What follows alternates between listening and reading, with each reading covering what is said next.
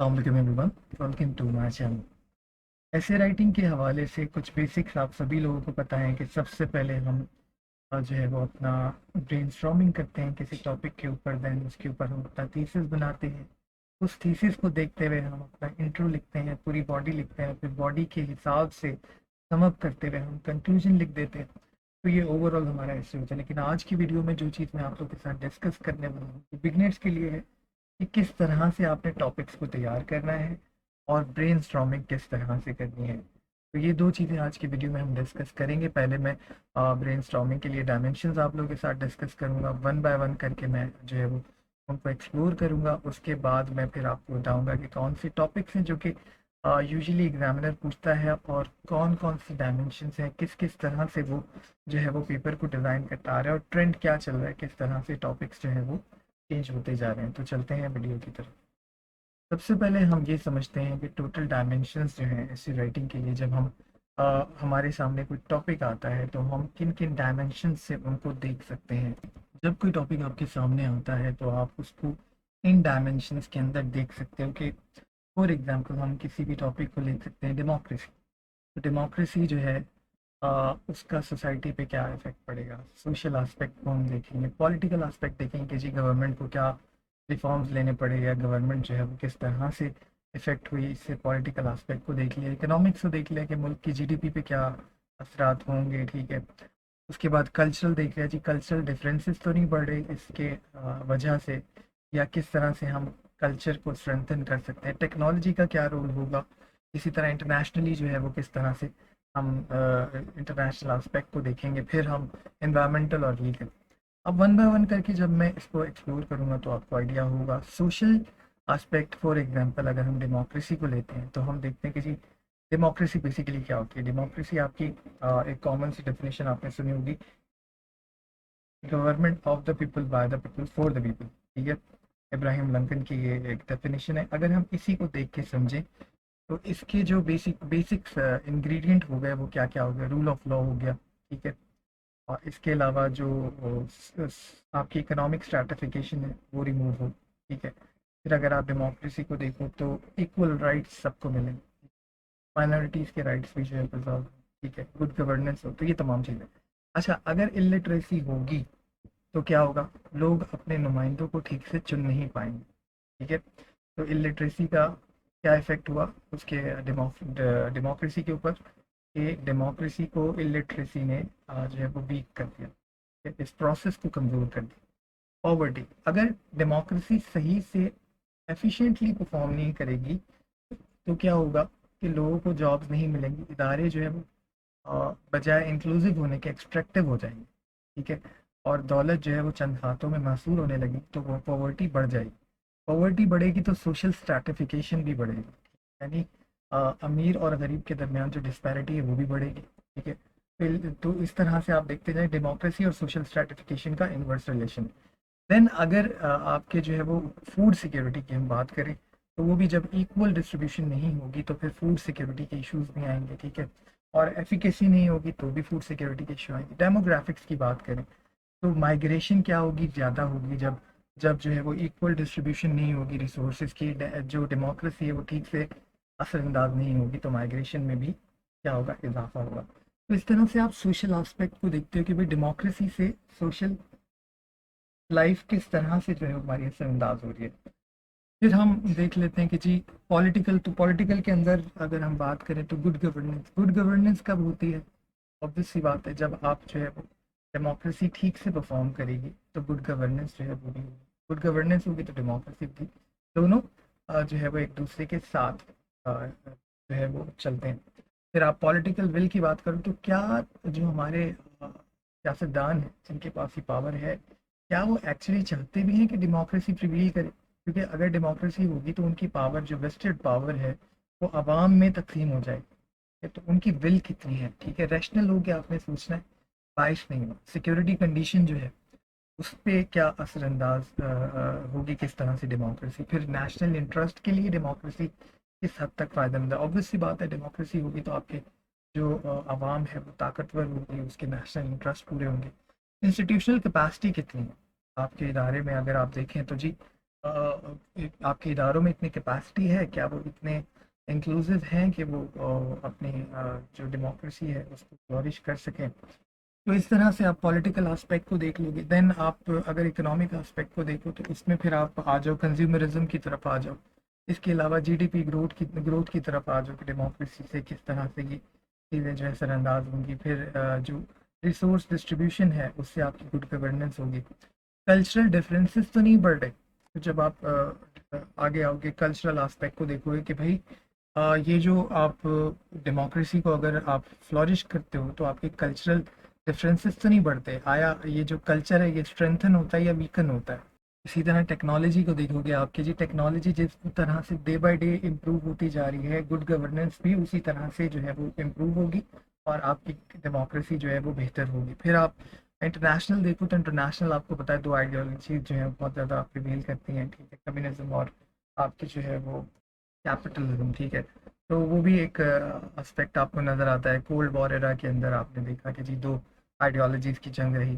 फिर environmental aspect को आप देखोगे जी डेमोक्रेसी के की वजह से जो है वो एनवायरनमेंट के ऊपर क्या असर अंदाज किस तरह से डेमोक्रेसी हो रही है। अगर डेमोक्रेसी होगी तो वेलफेयर स्टेट होगी, वेलफेयर स्टेट होगी तो एनवायरमेंटल एस्पेक्ट को कंसिडर किया जाएगा। अदरवाइज कैपिटलिज्म के अंदर जो है वो एनवायरनमेंट आपका जो है वो डिटेरिएट होता जाता है और फिर उसके नेगेटिव असरात होते हैं।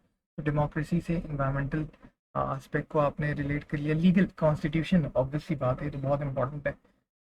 अब यहाँ पे आपने देखना है कि कौन सा जो एस्पेक्ट है वो ज़्यादा इम्पोर्टेंट है और उसको आपने फिर जो है वो अपनी आउटलाइन के अंदर लेकर आना होता है, उसको पहले लिखना होता है।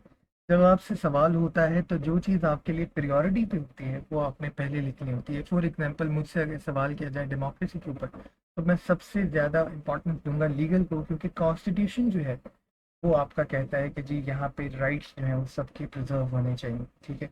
और फिर जो है वो आर्टिकल 9 से 25 से आगे 32 तक आई गेस जो है वो आपके तमाम आर्टिकल्स जो हैं वो राइट्स के ऊपर ही हैं। तो कॉन्स्टिट्यूशन बहुत ज़्यादा एम्फोसाइज करता है कि जी आपकी डेमोक्रेसी करें। तो इस तरह से आप ओवरऑल देखते हो, हर एक आस्पेक्ट को देखते हुए आप ब्रेनस्टॉर्मिंग करते हो, फिर देखते हो कौन सा आस्पेक्ट इम्पॉर्टेंट है, उसको आप ऊपर रखते हो और टॉप टू डाउन जो है वो आप आते जाते हो। ठीक है, ये तो हो गया हमारा कि हमने ब्रेनस्टॉर्मिंग किस तरह से करनी है डिफरेंट आस्पेक्ट को देखते हुए। अब हम आ जाते हैं कि जब हम तैयारी करेंगे तो हम कौन से टॉपिक्स को तैयार करेंगे। अगर आप पास पेपर देखो, मैंने एक एनालिसिस किया हुआ है ऑलरेडी, जो कि 2021 तक की, शायद उसमें 21 या 22 तक की, उसमें टॉपिक शेयर किए हुए हैं। उसमें से मैं कुछ आपको बता देता हूँ। डेमोक्रेसी एजुकेशन के हवाले से, लिटरेचर हो गया आपका, टेक्नोलॉजी हो गई आपकी, इसके अलावा जो है वो फेमिनिज्म के हवाले से। ये तो वो टॉपिक हैं जो अक्सर पूछ लिए जाते हैं, ठीक है। इसके अलावा क्या ट्रेंड फॉलो होता है वो मैं आपको बताने वाला हूँ। देखिए, सबसे पहले एग्जामिनर जो है वो सिंपल आपसे एक सवाल करता है किसी पेपर के अंदर। 2018 में उसने democracy in Pakistan hopes and hurdles की बात की कि होप्स क्या है। अगर हम होप्स की बात करें डेमोक्रेसी के, तो वो ये है कि पाकिस्तान में अब जो डेमोक्रेटिक टेन्योर है वो कंप्लीट होने लग गया है। फिर 18th अमेंडमेंट के पास पावर जो है उसकी डेवोल्यूशन हुई है। इसके अलावा जो आपका एनएफसी अवार्ड है वो एक अच्छी चीज़ समझी जाती है। लोकल बॉडी इलेक्शंस जो है वो डेमोक्रेसी के लिए होप्स है, ठीक है। अगर आप हर्डल्स की बात करें तो बहुत सारे हैं। इसमें आपकी इलिटरेसी है, जब लोगों के पास काबिलियत नहीं होगी तो वो अपना जो नुमाइंदा है उसको चुन नहीं पाएंगे। इस हवाले से एक कोटेशन भी है कि जी डेमोक्रेसी तब तक प्रिवेल नहीं कर सकती जब तक जो लोग चुनने वाले हैं वो वेल इक्विप्ड, वेल प्रिपेयर्ड ना हों, ठीक है। फिर आप आ जाएँ, उसके बाद जो है डिसिप्लिन नहीं है, ठीक है, करप्शन बहुत ज़्यादा मौजूद है, ठीक है। और फिर आप आ जाएँ तो इंक्लूसिव इंस्टीट्यूशन में एक्सट्रैक्टिव है, यानी जो इदारे हैं उसके अंदर एक लिमिटेड तबके का बहुत ज़्यादा रोल, बहुत ज़्यादा असर रसूख है उनका, ठीक है। फिर अगर हर्डल्स की बात करो तो सोसाइटी के अंदर एक्सट्रीमिज़म बहुत है। ये मैं एक जनरली आपको आइडिया दे रहा हूँ। अच्छा, ये उसने पूछा democracy in Pakistan hopes and hurdles. उसके बाद वो कहाँ गया, उसने सिर्फ एक पर्टिकुलर डायमेंशन को डिस्कस किया, democracy and illiteracy don't move together, यानी डायरेक्टली वो आ गया इलिटरेसी के ऊपर, ठीक है। पहले उसने एक एक ओपन एंडेड ऐसे आपको दिया, उसके बाद वो स्कोप इसका लिमिटेड करता गया। उसने डेमोक्रेसी एंड इलिटरेसी पूछ लिया, फिर उसने पॉलराइज्ड पॉलिटिक्स पूछ लिया कि पॉलिटाइज्ड पॉलिटिक्स जो है वो, और फिर चैलेंजेस ऑफ डेमोक्रेसी। अब यहाँ पे जो है वो एक ट्रैप होता है कि जब वो चैलेंजेस ऑफ डेमोक्रेसी की बात कर रहा है तो वो ये सब हेडिंग है, ठीक है। मेन हेडिंग है उसकी पोलराइज्ड पॉलिटिक्स, यानी जो पॉलिटिक्स में पोलराइजेशन है, जो एक्सट्रीमिज्म की तरफ हमारी पॉलिटिक्स जा रही है, ठीक है। पाकिस्तान को अगर आप देखो तो यहाँ पे एक बहुत ज़्यादा डिबेट नजर आती है कि जी मुस्लिम जो इस्लाम था वो एक यूनाइटिंग फोर्स था, ठीक है। और जब 71 में हमारी अलहदगी हुई ईस्ट और वेस्ट विंग्स की, तो फिर इस्लाम ने रोल प्ले क्यों नहीं किया? इसकी वजह ये है कि बेशक इस्लाम जो है वो यूनाइटेड फोर्स था जो हमारी आज़ादी है उससे पहले, लेकिन जब हमने आज़ादी हासिल कर ली तो एथनिसिटी का जो एक रोल था वो बढ़ता गया, ठीक है। पाकिस्तान के अंदर आपने देखा कि जी एथनिक जो आपकी एस्पेक्ट है वो बहुत ज़्यादा इम्पोर्टेंट है, ठीक है। अगर आप देखो तो ज़ुबान की बुनियाद पे आपके यहाँ जो है कुछ सियासी पार्टियाँ भी बनती हैं, ठीक है। और फिर वो एथनिसिटी की वजह थी जिसकी वजह से हमारी बाइफरकेशन हुई ईस्ट और वेस्ट विंग्स की। तो पोलराइजेशन बहुत ज़्यादा पॉलिटिक्स में होती चली जा रही है with the pass of time. उसके बाद उसने क्या किया कि आपसे डिजिटल डेमोक्रेसी पूछ लिया। देख रहे हैं वो नैरो डाउन कर रहा है। पहले वो ओपन एंडेड आपसे ऐसे पूछता है, उसके बाद उसको वो नैरो डाउन करता चला जाता है, ठीक है।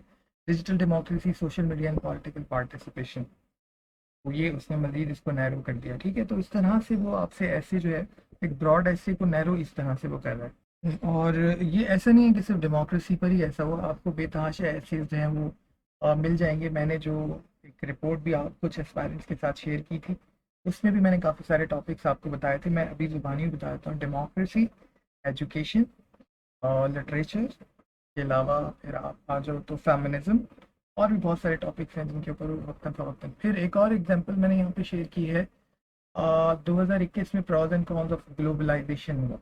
ग्लोबलाइजेशन के क्या फ़ायदे क्या नुकसान? तो ग्लोबलाइजेशन क्या है? Integration, socio economic and cultural and political integration जो है उसको हम ग्लोबलाइजेशन कहते हैं। तो ये तीन मेजर एस्पेक्ट हैं। अब यहाँ पे हम जब ग्लोबलाइजेशन की बात करेंगे तो सबसे पहले हमारा जो चीज़ इंपॉर्टेंट होगी वो सोशो इकोनॉमिक और कल्चरल, ये तीनों चीज़ें एंड पॉलिटिकल, ये तीनों चीज़ें हमारी पहले डिस्कस होंगी। क्यों? कि सबसे ज़्यादा जो असर अंदाज हुई है वो ग्लोबलाइजेशन, उसकी वजह से हमारी इकॉनमी हुई है, फिर हमारा सोशल लाइफ हुई है, और फिर हमारी पॉलिटिक्स हुई है। फॉर एग्जांपल जो इकॉनमी है उसको बूस्ट मिला है क्योंकि टेक्नोलॉजी आई, गुड गवर्नेंस आई, गुड गवर्नेंस की वजह से फिर आपके पास जो है वो एफिशिएंसी बढ़ी, रिसोर्स की डिस्ट्रीब्यूशन जो है वो बेहतर तरीके से हुई। फिर आप अगर देखो तो आपका जो है वो एमएनसीज का आना, फॉरेन डायरेक्ट इन्वेस्टमेंट्स का आना, ये सब ग्लोबलाइजेशन की वजह से। फिर अगर आप उसका कल्चरल एस्पेक्ट देखो तो सोशल एस्पेक्ट देखो तो जो डिस्टेंस है वो ख़त्म हो गया, लोगों की आपस में कनेक्टिविटी बढ़ गई। आप दूर बैठे पहले दौर में आप लेटर भेजा करते थे, कई दिनों बाद वो जाके रिसीव होते थे। आज जब ग्लोबलाइजेशन का दौर है, आप एक ईमेल लिखते हो, आप एक मैसेज टाइप करते हो, आप अंगूठे से एक बटन दबाते हो और वॉइस रिकॉर्ड करके भेज देते हो, ठीक है। वीडियो कॉल्स आप कर सकते हो। तो ये सब ग्लोबलाइजेशन की वजह से। उसके बाद फिर आप अगर आप पॉलिटिकल देखो तो गुड गवर्नेंस को मैं ऑलरेडी डिस्कस कर चुका हूँ, ठीक है। इसके अलावा जो है अब हम नेगेटिव पॉइंट की बात करें अगर, तो यहाँ पे आप देखो कि ग्लोबलाइजेशन ने नेगेटिवली कैसे जो है वो इदारों को असरअंदाज किया। जो पॉलिटिकल एक रिट थी ना इदारों की, वो कमज़ोर हो गई। इसकी एग्जांपल आप अरब स्प्रिंग से दे सकते हो। वहाँ पे सोशल मीडिया ने इतना रोल प्ले, और मौजूदा आप अगर एग्जांपल देखो पाकिस्तान की, तो यहाँ पे जो है वो सोशल मीडिया को भी रिसेंटली जो है वो बंद कर दिया गया क्योंकि गवर्नमेंट के ख़िलाफ़ जो है वो इसको इस्तेमाल किया जा रहा था। तो ये जो है वो आप इजीली देख सकते हो कि किस तरह से जो पॉलिटिकल रिट है उसको ग्लोबलाइजेशन असरअंदाज कर रही है। देन इकोनॉमिकली जो है वो डिस्पैरिटी बढ़ती जा रही है, ठीक है। फिर अगर आप उसकी फर्दर कल्चरल साइड देखो तो लोग अपनों से करीब होते जा रहे हैं, जो फिजिकली आपके करीब बैठे हैं उनसे दूर है, और दूर बैठे लोगों से नज़दीक है। तो ये डिफरेंट साइड्स आपको मिल जाती है। अब ग्लोबलाइजेशन को उसने फर्दर नैरो डाउन किया, concept of globalization of market, यानी यहाँ पे उसने जो है वो टोटली जो इंटरडिपेंडेंसी है इकोनॉमिक वर्ल्ड में, ठीक है, उसको उसने डिस्कस किया कि इकोनॉमिक्स के अंदर जो है वो किस तरह से ग्लोबलाइजेशन असरअंदाज हुई। ग्लोबलाइजेशन ऑफ मार्केट को उसने डिस्कस किया। फिर people have overly become overly dependent on technology, एक नेगेटिव एस्पेक्ट को उसने डिस्कस करने की कोशिश की। अब आप इससे एग्री करते हैं, डिसएग्री करते हैं, ये आपके अपने ऊपर है या किस तरह से आप इसको लेके चलते हैं। तो ये मैंने आपको दो टॉपिक लेके बताया कि किस तरह से वो अपने पेपर को जो है वो एग्जामिनर जो है वो लेके चल रहा है। पहले वो एक ओपन एंडेड ऐसे देता है आपको, फिर उसको वो नैरो डाउन करता चला जाता है। तो अब जो ओपन एंडेड ऐसे आए हैं लास्ट ईयर, आप उनको देखें और उसको देख कर फिर जो है वो आप अपनी तैयारी करें। तो ये एक ट्रिक होती है जिससे आप समझ सकते हो कि जी आगे कौन सा ऐसे आने वाला है। और आपने नोटिस भी किया होगा, ओपन एंडेड वो देता है जो टॉपिक नया होता है। तो वैसे एग्जामिनर जो है वो जब आपसे ऐसे पूछता है तो मेरी ज़ाती राय भी है कि आप ओपन एंडेड ऐसे को जो है वो लेके चलें, क्योंकि वहाँ पे आपके पास बहुत ज़्यादा मार्जिन होता है। मैंने खुद भी बहुत ओपन एंडेड ऐसे लिया था, 42 स्कोर किया था। जबकि मुझे लगता है कि शायद मेरी ग्रामेटिकल मिस्टेक्स भी थी उसके अंदर, ठीक है। उसके बावजूद, क्योंकि उसको डिज़ाइन और उसको स्ट्रक्चर इस तरह से किया गया था और उसकी मैकेनिक्स इस तरह की थी कि एग्जामिनर ने जो है फिर उसको पास कंसिडर किया। तो होपफुली ये वीडियो आप लोग के लिए काफ़ी हद तक फ़ायदेमंद होगी। काफ़ी सारी चीज़ें मैंने यहाँ पे समअप करना चाहिए। कोई क्वेरी है CSS forum121@gmail.com पे भेज सकते हो, कमेंट सेक्शन में अपनी क्वेरी लिख सकते हो। और आखिर में आज का पैगाम, अल्लाह ताला ने जो आपको नेमतें दी हैं इसका सही इस्तेमाल, इसका शुक्र है। हाथ, पाँव, ज़ुबान, इसका इस्तेमाल इस तरह से करें कि वो किसी के लिए तकलीफ दे ना हो। अगर किसी को फ़ायदा नहीं पहुंचा सकते तो नुकसान से कम अज़ कम बचिए, और बेहतर ये है कि अपनी ज़ात से दूसरों को फ़ायदा पहुंचाइए, ताकि हम अल्लाह ताला की दी हुई नेमतों का अच्छे से शुक्र अदा कर सकें। Thank you so much. अल्लाह हाफ़िज़।